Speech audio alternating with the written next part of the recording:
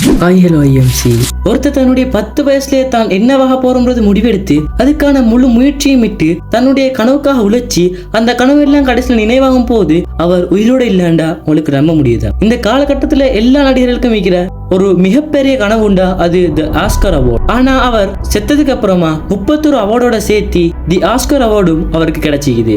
ஆனா அது அவர் நடிச்ச ஒரே ஒரு கதாபாத்திரத்துக்காக. படத்துல நடக்கக்கூடிய ஹீரோஸ்க்கு மட்டும் கொடுக்கக்கூடிய இந்த ஒரு அவார்ட் முதல் முறையாக ஒரு வில்லன் ரோலுக்கு கிடைக்குது. ஆனா அந்த 32 அவார்டும் கிடைக்கிட்ட அவர் உயிரோட இல்லைன்றது தான் குறிப்பிடத்தக்க விஷயம். He is Heath Ledger, no the Joker.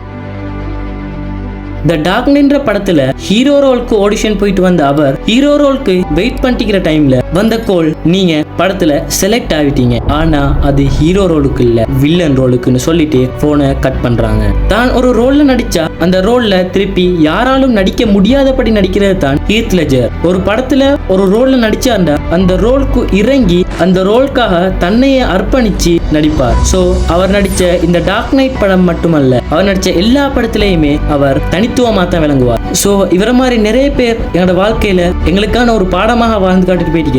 But the Heath Ledger is unbelievable person. So அவர் இருக்கிற காலம் மட்டும் எங்களுக்கு ஒரு நல்ல ஒரு பாடமாக இருந்துட்டு போயிட்டார். ஜனவரி 22, 2008 அவருடைய மரணம் இந்த உலகத்துக்கு தி ஜோக்கரா தெரிய வருது. தி ஜோக்கர்னு சொன்னா எல்லார மனசுலயும் முதல்ல வரக்கூடியவர் இந்த ஹீத் லெஜர். இன்னொரு வீடியோல வந்து உங்களை சந்திக்கும் வரை உங்களிடமிருந்து விடைபெறும் நான் உங்களுடையவன். And welcome to IMC.